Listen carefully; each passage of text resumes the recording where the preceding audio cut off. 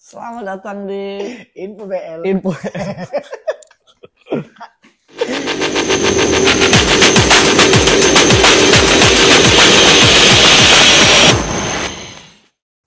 Ya. Opening dulu. Opening dulu, boleh opening dulu. Oke, selamat datang di Match On. Match On. Selamat malam semuanya. Selamat pagi juga. Selamat pagi dan selamat siang. Selamat apapun, kapanpun Anda menonton. Ini konten pertama kita. Konten pertama kita. Buat teman-teman short people, ini Yes. kami berusaha untuk memakai bahasa Indonesia yang baik dan benar. Ya. Biar bisa dinikmati seluruh kalangan masyarakat. Benar sekali. Jadi dari Sabang sampai Merauke lah bisa Ya. menikmati ya. Kita di podcast ini ya, Pra, beda dengan podcast-podcast sebelumnya yang ada di short media. Betul. Biasanya seniman yang datang. Seniman apalagi. Apalagi tukang clothing. Tukang clothing. Apalagi anak band. Anak band musisi. Art worker, desainer. Ini ya, Pra, kita tidak mengundang siapa-siapa. Yes. Kita bakal membahas secara mendetail beberapa pertandingan tentunya di dunia sepak bola. Yoi. Yes. Terutama yang baru-baru ini. Itu yang hangat dan masih viral tentunya. Ya, Indonesia, Malaysia. Bukan. Yang terbaru kita kemarin ada El Clasico. Jilid keempat musim ini. Dan empat-empatnya dimenangkan oleh El Decul. El Offside Trap. Walaupun di pertandingan terakhir itu offside trapnya tidak terlalu berjalan. Karena mereka El Possession Ball. Gerard Martin dan Inigo Martinez. Di pertandingan terakhir El Clasico, banyak yang tidak suka dengan terutama ini ya, Prat. Tidak bisa kita sebut di sini ya. Jangan. Terlalu rasis ya. Terlalu rasis ya. Dan ini ya, Prat, Real Madrid terlalu bergantung terhadap sosok Kylian Mbappe. Dan juga seorang Jude Bellingham. Karena aliran bola Mbappe itu kebanyakan dari Bellingham. Tetapi sang sayap dua Brazil. Tapi satu Brazil tidak bermain. Satu Turki yang bermain. Satu Turki, El Arda Güler. Brahim Diaz juga. Brahim Diaz, tapi belum bisa dimanfaatkan dengan sempurna. Bahkan Mbappe sudah hat-trick, Madrid masih kalah. Harusnya 4 gol Mbappe. Harusnya 4 gol. Di musim ini ya, Pra, sudah ada 4 pemain yang mencetak hat-trick ke gawang Barcelona. Dan tidak satu pun yang menang. Satu yang menang cuma, tapi tidak lolos untuk semifinal. Di Champions League itu ada Sego Guerrasi. Cetak hat-trick. Yang pertama itu ada Pavlidis dari Benfica. Ada Kylian Mbappe. Sama Borja Iglesias. Celta Vigo. Tapi semuanya kalah. Itu dia tapinya. Hat-trick tidak cukup untuk mengalahkan El Decul. Yang bisa mengalahkan Barcelona musim ini ya, bukan hat-trick. Cuma kakek-kakek berusia 37 tahun dari Italia. Ya, siapa dia? Francesco Acerbi. Tentunya Ali, seru sekali semifinal yang ini menurut aku semifinal paling seru. Paling ideal ya. Paling ideal. Harusnya mereka bertemu di final. Harusnya sih. Karena leg pertama 3-3. Leg kedua 4-3. Dan itu dramatis. Seorang pembeda di menit ke 100 kalau nggak salah. Ada seorang Pratesi. Davide Pratesi. Itu dia yang bakal kita bahas setelah kita bahas El Clasico. Kita bahas El Clasico dulu nih. Ini seru nih Ali. Menurut KW Pra kemarin yang kita ini kan nonton nih secara harfiah. Karena kita menonton secara langsung. Secara kasat mata. Yes. Penalti Del Papor for Real Madrid di menit awal. Di menit awal. Benar. Sudah menaikkan tensi pertandingan. Di menit 4 kalau tidak salah. Di menit 4. Oleh itu kita masih nonton dari HP. Ada sedikit kendala di streamingnya. Oke. Dan langsung gol lagi. Kylian Mbappe di menit berapa? 14 kalau 14 ya. Cuma selisih 10 menit. Udah 2-0 ya, Pra. 2-0. Itu kita sudah menganggap paling seru nih. Itu kita, wah ini Madrid nih. Oke. Ini bakal membuat pertandingan ini berjalan ke arah Real Madrid dan perebutan gelar La Liga semakin seru. Karena memang kita mengharapkan Real Madrid menang. Supaya perburuan gelar itu makin seru. Jadi selisih 1 poin. Selisih 1 poin. Dan kita juga mengharapkan Real Madrid masuk final champion sebenarnya ya. Harusnya. Supaya kita nge-MC ya. Tidak. Ternyata. Ditaklukkan oleh Declan Rice. Apa tuh Declan Rice? Aduh. Sampai trauma dong. Kawan-kawan dari fan Real Madrid ini sudah tidak makan nasi selama 2 bulan ya, Bro. Berarti kalau mereka pergi pecel lele cuma makan lele doang. Lele doang, ayam doang. Ayam. Gak pakai nasi, Mas? Enggak. Trauma. 2 tendangan bebas. Nah, di El Clasico tadi kita berharapnya itu udah milik Real Madrid. Betul. Tapi di babak pertama itu bisa disamakan langsung dengan 2-2. Lewat dari seorang Rafinha dan juga Lamine Yamal ya. Erik dulu untuk lewat set piece dari corner. 1-2 ya. 1-2. Dan penyama kedudukannya langsung si ini. Yamal. Lamine Yamal. Placing dari sisi kanan. Tapi menurut KW yes. Lamine Yamal. Yes, gimana nih? Adakah perubahan semenjak menjadi Neymar ini? Ini patut nih. To be Neymar. The next Neymar ya, harusnya. Karena tapi cuma beda negara lah ya. Beda negara. Kalau banyak yang ngomong Lamine Yamal the next Messi itu salah. Karena dari gaya bermain itu tidak Messi sama sekali. Lebih ke Neymar. Karena dia tidak serakah. Ya. Itu salah satunya. Lamine Yamal juga sering memberikan asis kali. Ya, tapi banyak asis Lamine Yamal itu mungkin 17-18 sudah asis musim ini diberikan oleh Lamine Yamal kepada Rafinha, Lewandowski dan lain-lain itu. Tapi semakin belakangan ini, beberapa pertandingan belakangan, kalau aku melihat Lamine Yamal itu sudah terlalu one man show banget. Tapi kita melihat Lamine Yamal ini bukan one season. Harusnya sih tidak seperti Nico Williams. Betul, Nico Williams. Itu bukan one season wonder. One turnamen wonder. Karena dia bersinar di turnamen kemarin. Ya, cuma Euro saja. Tapi dia masih ketutup sama Neymar di turnamen kemarin. Ya, benar. Dan di pertandingan El Clasico tadi banyak peran dari Lamine Yamal. Seorang El Tripella. Karena si beliau ini tidak bisa menembak dengan kaki kanan dengan sempurna. Menembak, mengumpan kaki kanan tidak hidup sama sekali. Sama seperti Neymar berarti. Kaki kanannya mati. Kaki kirinya mati. Kaki kiri. Jadi mau nggak mau El Tripella keluar. Hampir dapat asis Tripella yang disambut sundulan oleh Rafinha. Gagal. Harusnya Rafinha hat-trick juga tuh. Harusnya. Dan juga harusnya skornya 5-3 ya, 5-3. Tapi ada anulir 1 gol. Dari Fermin Lopez karena dianggap melakukan handball. Dan juga ada kontroversi sedikit di El Clasico tadi, ada handball yang dianggap terhadap Tchouaméni. Itu jadi perdebatan. Sampai hari ini pun masih jadi perdebatan. Kok Tchouaméni tidak handball tapi si Fermin Lopez handball. Nah, ini. Kembali kita melihat kata-kataan untuk Real Madrid ada Pardrit dan juga ada kata-kataan juga UEFA Lona. Biasanya seperti itu. Tapi kayaknya kemarin tuh lebih keberpihakan ke Real Madrid. Untuk kasus yang handsball ya. Tapi ada beberapa bantahan juga ya dari kawan-kawan Demit. Betul.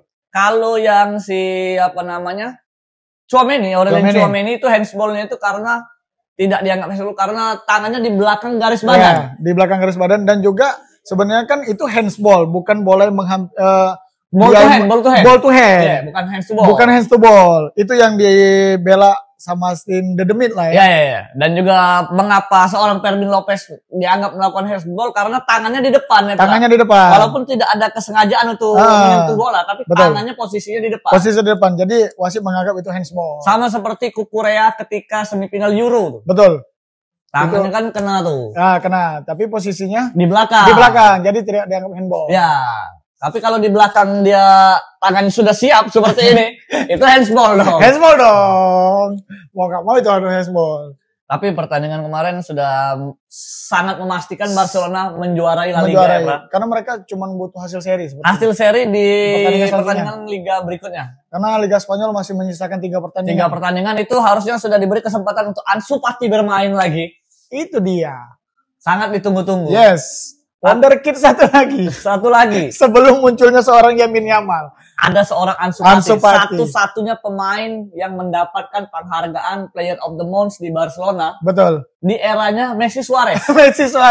Padahal kita tahu trio MSN ini lagi gila-gilanya. Iya. Tapi ketika Neymar pindah, Messi Suarez masih ada. Tapi Player of the Month biasanya Messi Suarez.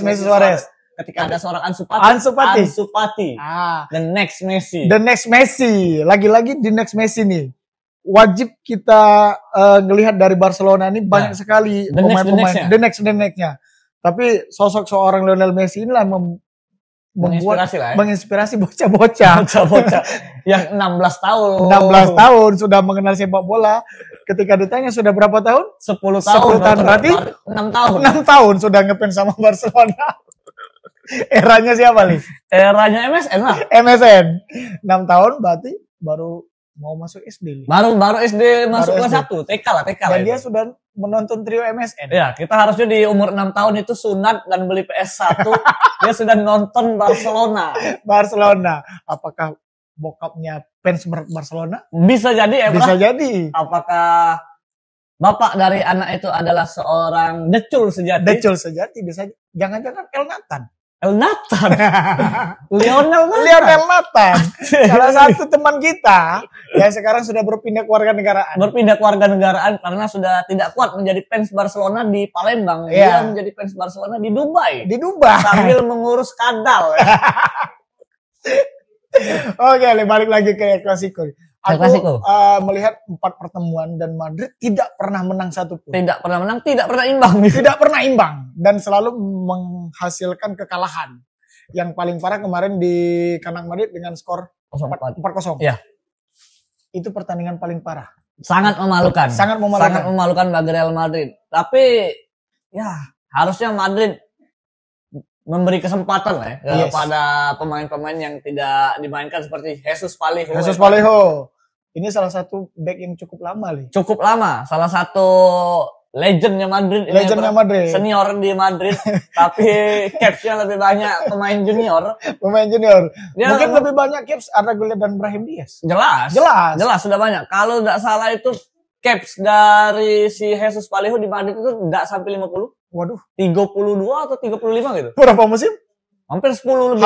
Hampir sama dengan Modric berarti. Jelas, dulu Vallejo ya.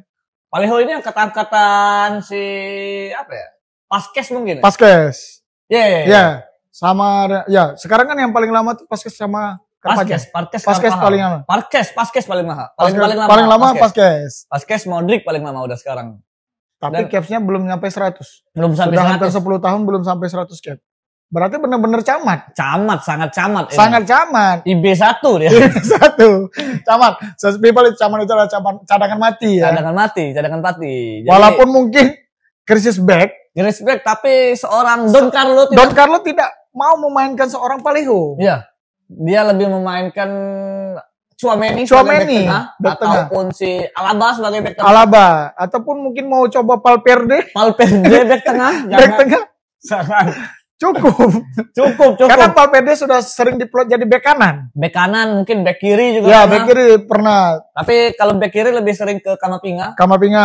Tapi kehilangan seorang persatil Camavinga ini juga sangat merugikan Real Madrid di pertandingan penting ya, Pak. Kayak kemarin itu di back kiri tidak ada Ferland Mendy terpaksa memasang seorang Fran Garcia.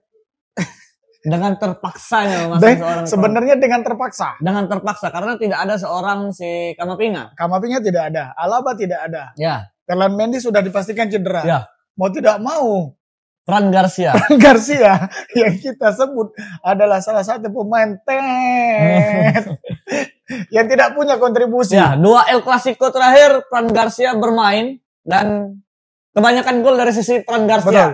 Cukup menjelaskan itu seperti apa kontribusi seorang Fran Garcia bermain. Diobok-obok oleh Lamine Yamal. Dan Lamine Yamal sempat bertukar dengan seorang Rafinha, masih kena kopok-kopok juga. Patut ditunggu. Kita juga melihat Ali kemarin Barcelona tidak memainkan goal getter mereka Lewandowski. Tapi ada second striker dari Man City. Ferran Torres. Walaupun tidak menyumbang gol, tapi beliau ini menyumbang 3 asis. 3 asis yang sangat berharga. Dari 4 gol itu ada 3 kontribusi dari seorang Ferran Torres. Dan Ferran Torres di musim ini cukup bermain cukup bagus. Di bawah asuhan Hansi Flick. Karena dia mulai menemukan sentuhan-sentuhan magisnya. Ya, dan Hansi Flick ini membawa perubahan dari Jerman ke Spanyol itu sangat besar bagi Barcelona. Betul. Rapinya dan juga seorang Ferran Torres ini bisa jadi bagus sekali di tangan Hansi Flick. Karena memang Rapinya ini sebelumnya bermain di Liga Inggris. Ya. Memang di list itu cukup menjanjikan.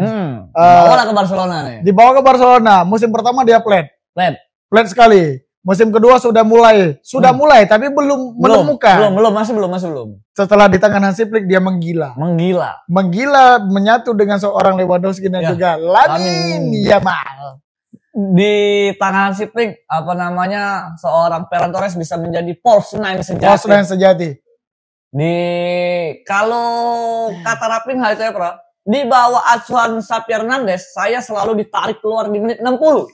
Itu dia. Karena tidak pede, karena belum melihat kemampuan sebenarnya seorang Rapinya. Tapi sekarang kita sudah tahu, Rapinya salah satu kandidat kuat Ballon d'Or. Betul. Dari tim degradasi Liga Inggris, dari pemain yang kepengen dijual oleh teman-teman decul, sekarang menjadi kandidat kuat Ballon d'Or. Dan menjadi salah satu ujung tombak juga. Ya, tapi lewati dulu Dembele. Ada Ousmane Dembele. Yang keluar dari Barcelona juga cukup bagus. Bagus, karena salah satu pemain yang disebut kaki kaca. Rentan cedera. Tapi di PSG tidak cedera. Tidak cedera. Apakah ini sebuah anomali ketika berada di Barcelona? Cappuccino. Ballerino Cappuccino. Itu dia. Sangat anomali sekali. Karena kita melihat perkembangan Dembele di PSG ini cukup signifikan. Apalagi ditambah dengan dua sayap Kvaratskhelia. Vicha Kvaratskhelia dan juga Desire Doué. Karena PSG tidak khawatir kehilangan seorang Kylian Mbappe. Tidak khawatir, masih ada Doué, masih ada Barcola, masih ada Gonçalo Ramos di situ. Ada juga Lee Kang In di situ. PT-nya ya, Yes. Jadi pemain yang cukup penting. Doué ini cukup kita amati karena usianya yang masih muda. Ya, 19 tahun ya. 19 tahun, tapi sangat Neymar sekali ya. Cukup menjanjikan di PSG. Sudah 11 atau 12 gol. 11 gol. 11 sampai 12 gol ya. 12 gol kalau salah musim ini sudah. Desire Doué. Salah satu wonderkid yang bersinar musim ini. Dari Lyon kalau salah. Dari Lyon. Sepertinya masuk nominasi untuk pemain muda terbaik musim ini. Harusnya masuk. Golden Boy. Lamine Yamal jangan ambil 2 kali. Sudah, maksudnya kan kalau harusnya gantian. Udah dapat sekali udah gitu. Betul. Jangan diambil terus. Cukuplah Messi yang terus-terusan ambil Ballon d'Or. Walaupun menang Piala Dunia 2022 tapi Ballon d'Or-nya 2023. Cukup lah ya. Cukup lah ya. El Clasico Ali cukup seru karena dengan skor yang tipis tapi banyak gol. Dan kita nontonnya juga seru ya. Ketika nobar ini El Clasico paling seru di musim ini. Dan juga seru juga selain El Clasico ya, pertandingan Barcelona lawan Inter itu juga seru di semifinal Champions League. Ini yang kita bilang tadi Ali. Salah satu match Liga Champions terseru musim ini. Iya. Dan rata-rata ada di gamenya Barcelona ya? Di gamenya Barcelona. Barcelona Benfica seru. Barcelona siapa? Dortmund seru tuh. Barcelona Inter tapi paling seru. Ini yang paling seru karena di leg pertama saja ada 3 gol. Berarti 6 gol. Sudah banjir gol ini. Benar. Dan selalu Inter unggul 2 gol terlebih dahulu. Seperti di leg pertama. Di leg pertama itu ada 2 gol dari Dumfries 2 gol. Ya. Dumfries 2 gol. Di leg pertama. Nah, tapi kita melihat di leg kedua kemarin salah satu momen yang paling seru adalah ketika Barcelona unggul 3-2. Sudah menit 89 sudah unggul 3-2. Remontada sudah diagung-agungkan. Nah, itu sudah banyak berkeliaran di notes DM di atas DM Instagram. Ya, DM Instagram. Tutor remontada cuma ada di Barcelona. Iya, tutor remontada di Barcelona. Tapi mereka tidak tahu. Nah, Inter dengan kekuatan bertahan Itali. Ya, dengan Cates Dacio-nya. Cates Dacio. Dan sepertinya Inter memang menunggu kelengahan dari Barcelona. Barcelona sudah mainkan buying time di menit akhir itu dengan Pedri terguling dan menjulurkan lidah. Kembali drama. Kita mengingat drama orang Barcelona adalah Sergio Busquets. El drama. Itu dia. El ngintip. Itu dia. Seorang Messi saja bisa ditaklukkan oleh Inter 2010. Betul, apalagi itu. Cuma Lamine Yamal. Wonderkid yang digadang-gadang ex Neymar tadi. Ya, dan juga pertandingan itu akhirnya di 90 menit waktu normal bisa di comeback dengan seorang Francisco Acerbi. Gol pertama di kompetisi Eropa. Itu dia. Langsung ke gawang Barcelona. Dibobol kakek-kakek 37 tahun di menit 90 plus. Dan akhirnya berakhir ke extra time, muncullah seorang Pratesi untuk menjadi pembeda. Dan lagi-lagi ya sisi kanan penyerangan Inter ataupun sisinya Gerard Martin di situ dieksploitasi oleh seorang Denzel Dumfries dan juga Marcus Thuram. Marcus Thuram tidak terkalahkan duel. Bodinya cukup balance ya. Sangat balance. Sangat balance body Marcus Thuram. Apalagi ditonton oleh sang ayah. Sang ayah ikut menonton ya. Ya, masalahnya itu double pressure. Pressernya double. Ini kalau aku jatuh didorong oleh Barca ini pasti dimarahin di rumah. Itu dia. Ini seperti yang kita bilang salah satu semifinal terseduh yang harusnya tersaji di final. Final kepagian itu sangat kepagian. Dan juga banyak yang mengatakan kalau Gerard Martin bermain jelek terus, tapi mereka tidak melihat kontribusi dari Gerard Martin. 2 assist di leg pertama. Betul. Dan juga 2 assist juga di leg kedua. Di leg kedua di assist. Ya. Itu permainan bagus sekali dari Gerard Martin. Tapi tetap tertutupi dengan beberapa kesalahan dari Gerard Martin. Beberapa pertandingan sebelumnya Gerard Martin kan selalu dipasang menggantikan Alejandro Balde yang cedera. Yang kita tahu eksploitasi Alejandro Balde terhadap lini penyerangan sisi kiri Barcelona itu sangat memudahkan Rapinya ya Pak. Tapi kawan-kawan tidak tahunya apa sih fungsi Gerard Martin ini datang sini. Bahkan sempat dijuluki El back pass. Seperti Cucurella. Kalau overlap back pass. Tapi ketika sekali momen dapat assist, dapat umpan crossing yang bagus, dia mulai pede. Ketika itu leg pertama Inter lawan Barca. Dan sempat memberikan assist karena dia. Dan hampir di pertandingan leg kedua itu ada serangan balik mematikan dari Barcelona yang dipatahkan mentah-mentah oleh Jan Sommer. Itu salah satu kiper gila musim ini. MVP di pertandingan leg kedua, Jan Sommer. Ya, di leg 1 juga sempat beberapa kali penyelamatan. Wah, itu Rapinya tidak bisa mencetak gol. Rapinya siapa? Lamine Yamal. 2 leg tidak mencetak gol. 2 leg tidak mencetak. Salah satu kiper tua ya. 37 atau 36 kalau salah. Dari Dortmund. Bukan. Dari Jan Sommer dari Mönchengladbach kalau salah. Mönchengladbach.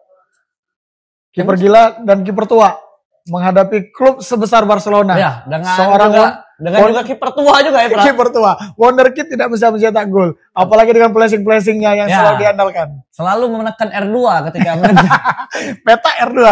Selalu peta R2. Atau Tripela. Selalu Tripela. Tapi Jan Sommer sangat boleh Ballerina cappuccino. Dan di pertandingan leg kedua itu yang menjadi pembeda juga ada seorang Lautaro Martinez yang cedera setelah mencetak gol digantikan oleh Mahdi Taremi yang salah satu pemain senior juga pemain senior dan underrated di Eropa, tapi di Asia memang nama Mahdi Taremi sangat kuat di Iran. Striker striker senior dari Iran. Dan kalau tidak salah itu gol terakhir dari seorang Davide Pratesi. Iya, Pratesi. Itu gol asisnya dari Taremi. Taremi, betul. Salah satu gol kemenangan yang diasis oleh salah satu pemain yang diagung-agungkan di Asia. Ya. Dan menangnya Inter ini tidak terlepas dari Lautaro Martinez. Betul. Juga. 1 gol dan juga 1 penalti yang didapatkan dari hasil melanggar Lautaro Martinez. Itu kalau yang nendang Lautaro itu pasti tidak gol, Sudah banyak kejadian. Di Inter saja Lautaro bukan menjadi eksekutor utama, melainkan Hakan Calhanoglu. Tapi Ali, kita melihat memang sebenarnya dari sebelum melawan Barcelona, mereka ini sudah digadang-gadang adalah salah satu finalis terbaik. Karena mereka sudah mengalahkan klub sebesar Bayern Munchen juga. Di kandang Munchen mereka sempat menang ya. Menang 1-2 di Munchen. 1-2 Munchen, dan di kandang Inter 2-2. Dan unggul agregat gol. Dan berapa? 4-3. Setelah mereka mengalahkan Bayern Munchen, memang digadang-gadang adalah kandidat kuat juara Inter. Ya, karena mereka mengalahkan Inter, mengalahkan Barcelona, salah satu kandidat kuat. Tapi kita tidak lepas juga dari finalis berikutnya adalah PSG. Yang mencapai babak playoff itu dengan susah payah. Hampir diragukan untuk lolos playoff karena di awal-awal UCL Group Stage itu sudah sampai peringkat berapa belas gitu. Peringkat berapa ya? Hampir 15 ya. Iya, karena susul-susulan juga sama Man City kan jelek-jelek juga tuh. Iya, sama. Klub-klub yang diunggulkan tuh malah berada di 10 bawah. Yang sampai ke final nih. Iya, yang sampai ke final. Tapi dari 4 finalis itu 3-nya adalah top 3 dari group stage. Betul. Ada Barcelona, ada Inter, dan juga Arsenal. Satu lagi kemana yang peringkat 1 ya? Itu yang kita bahas. Ada yang come on red. Jadi PSG ini yang cukup superior mengalahkan peringkat 1 Liga Champion. Peringkat 1 Liga Champion. Peringkat 1 Liga Inggris. Juara Liga Inggris. Sekarang, bahkan mengalahkan juara Liga Inggris.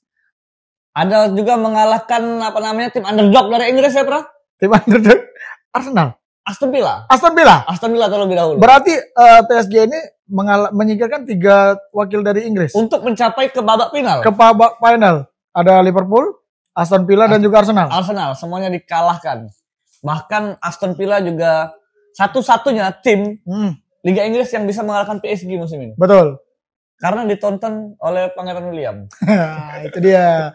Karena kita melihat kekuatan Aston Villa juga setelah transfer di pertengahan musim juga di Januari gila-gilaan. Ada datangnya seorang Marcus Rashford yang El Bupati kota Manchester merah.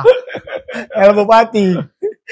Dan juga Marcos Asensio, dan juga kita tidak lupakan datang seorang Donny Malen. Itu masuk ke Aston Villa. Ada lagi Ian Maatsen juga. Ian Maatsen dari Borussia Dortmund itu. Harusnya kalau skuad Aston Villa ini bertahan seperti ini sampai musim depan mereka bisa bersaing untuk pemburuan gelar Liga Inggris. Harusnya. Tapi kita tidak tahu apakah Rashford bakal dipermanenkan oleh Aston Villa ataupun Asensio bisa dipermanenkan oleh Aston Villa. Kita tidak tahu. Karena dengan masuknya 2 pemain ini menjadikan kunci permainan dari Aston Villa dengan gol-gol dan juga assist mereka. Benar. Selain itu juga naiknya performa dari Morgan Roger Elliot di situ sangat bagus sekali untuk menutupi kehilangannya Leon Bailey di situ. Dan juga Aston Villa lagi-lagi kedatangan duit banyak setelah menjual John Duran. Harga 75 sampai 10 juta pound sterling ke Liga Arab. Padahal itu salah satu striker potensial yang masih muda. 21 tahun sudah datang ke Arab. Umroh, jangan main bola harusnya. Jauh-jauh. Berarti kalau masih muda, tapi termasuk jarang dimainkan. Main dong. Main, tapi tidak bersinar seperti seorang Oli Watkins. Pemain Chelsea yang sempat ke Liga Cina. Oh, Oscar. Kan sempat menjadi perdebatan, masih muda tapi sudah pindah dengan harga yang mahal adalah mengejar uang. Sangat. Kan Oscar sendiri sudah bilang. Dia memang mengejar uang. Karena saya datang dari keluarga yang seperti itulah teman-teman. Keluarga yang berekonomi tidak berkecukupan. Tapi people teman-teman, salah seorang striker ini adalah yang cukup nyetel di Al Nassr.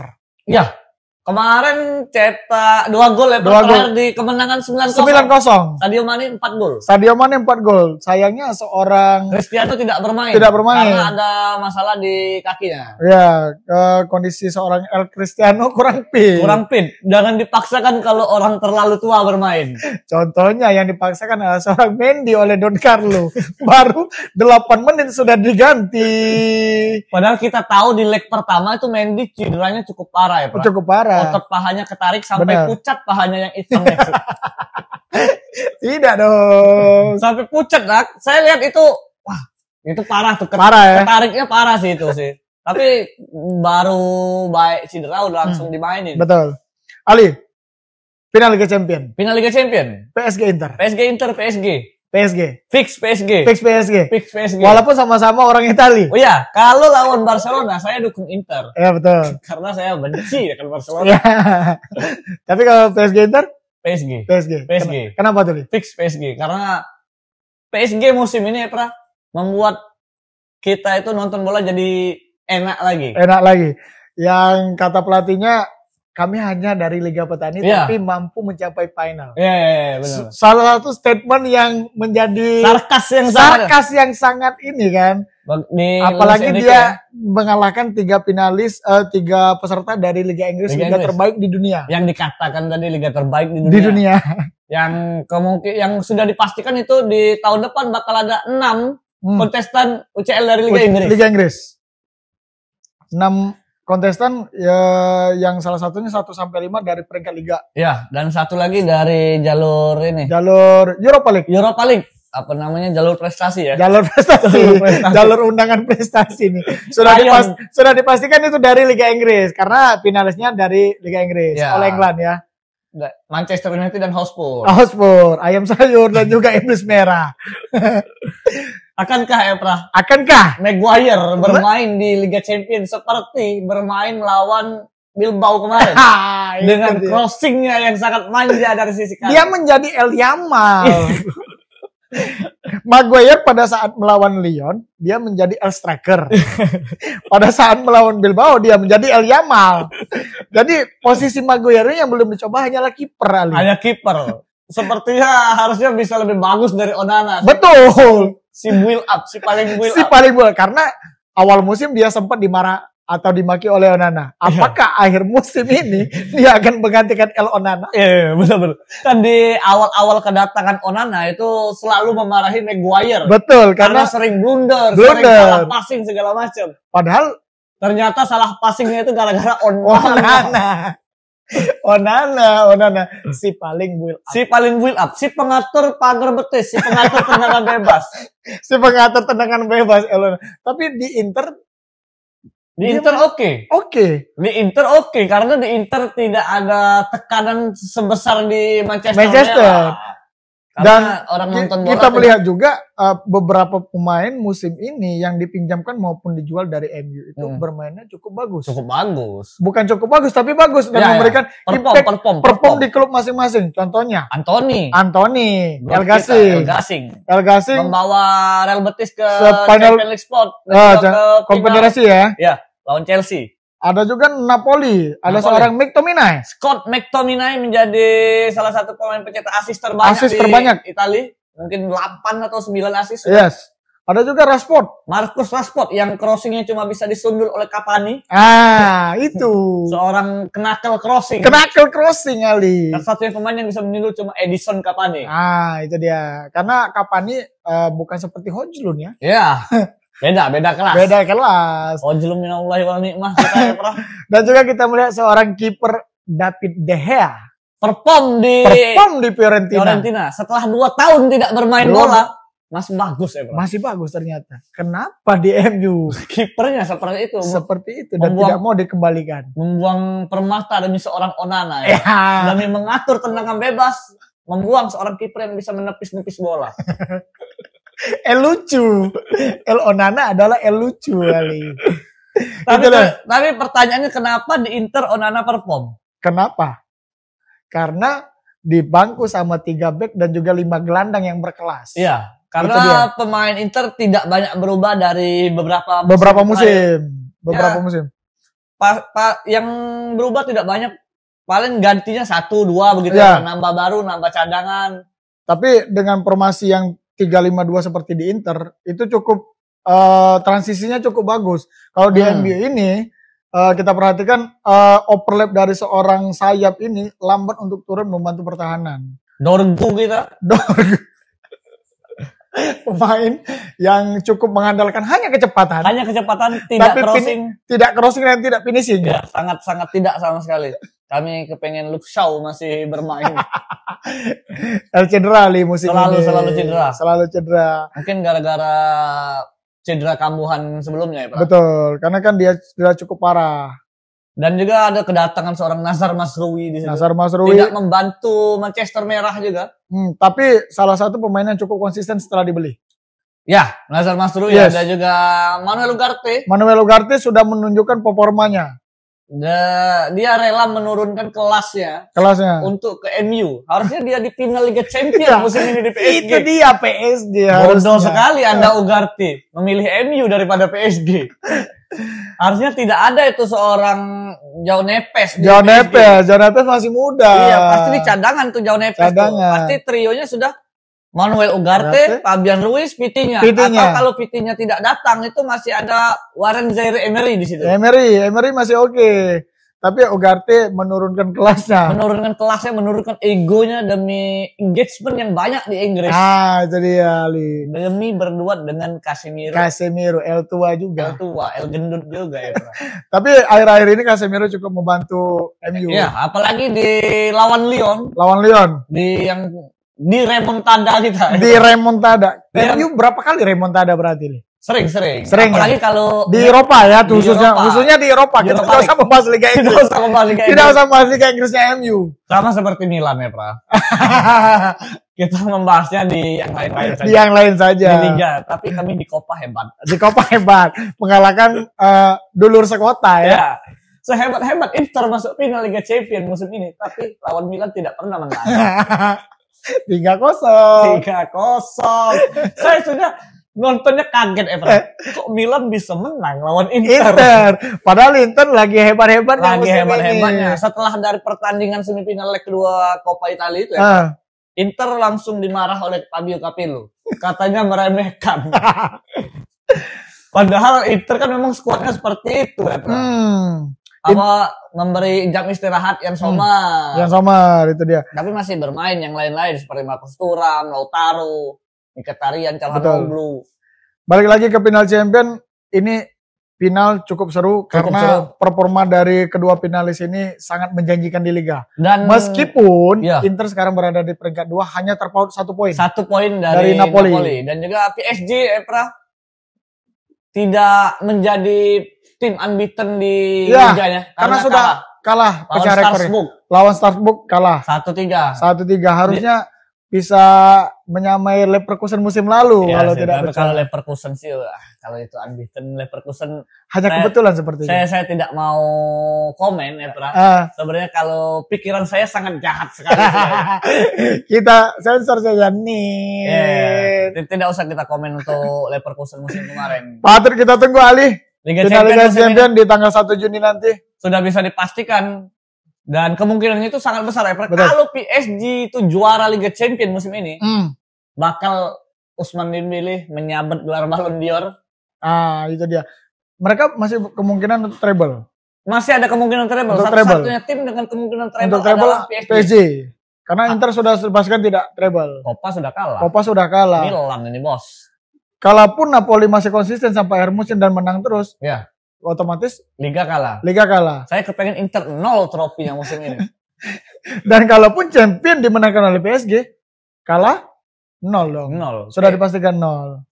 Oke, sudah kita ini saja. Berarti bahasan kita selanjutnya adalah final Liga Champions. Ya, nanti kita bakal bahas secara mendetail final Liga Champions itu untuk dekat-dekat final lah, sebelum tanggal 1 lah ya. Yes, betul. Atau mungkin nextnya ini di minggu depan ya. Minggu depan kita bakal bahas final Europa League dan Conference League. Nah, itu dia. 2 kompetisi, bahkan 3 kompetisi yang dimana didominasi oleh wakil-wakil dari Inggris. Oke, sudah kita terima kasih banyak. Siap. Buat teman-teman Short People yang sudah menonton. Sudah menonton, terima kasih sebelumnya. Terima kasih orang-orang yang menonton. Mungkin kalian ada 60 mungkin. Terima kasih banyak. Kalau kalian nyampe ke detik ini nontonnya, berarti kalian kurang kerjaan. Tentunya Ali, terima kasih juga kepada 89 Coffee. Ya, sudah memberikan kita ballerina cappuccino. Terima kasih banyak teman-teman. Sampai jumpa lagi di konten pertama kita ini ya, Semoga berlanjut. Tolong teman-teman yang tahu kami ini biasa nge-MC Nobar, sponsornya tolong ditaruh di sini. Ya, boleh nih di sini. Ya, tolong, kami tidak perlu uang juga sponsornya. Kami butuh alat-alat. Tolong ya teman-teman sponsor ya. Nantikan kami di konten-konten berikutnya di Match Up Sound People.